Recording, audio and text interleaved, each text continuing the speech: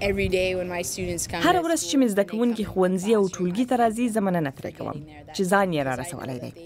ځکه پوهیږم چې ټولګي ته تر رارسېدو یې لویه خواري ګاللې ده او ډېرې سختۍ یې تېرې کړي دي.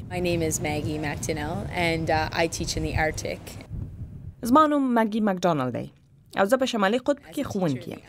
په شمالي قطب کې ښوونکی یوازې ښوونکی نه وي، نه یوازې دا چې په ټولګي کې زده کړې ورکوي، د ښوونځي د باندې هم مجبوره یې چې له زده کوونکو سره کار وکړي.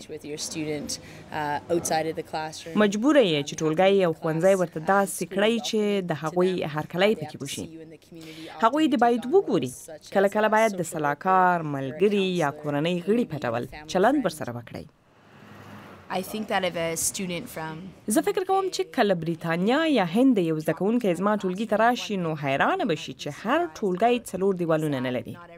زه هڅه کوم چې زده کوونکي له ښوونځي د باندې بوزم.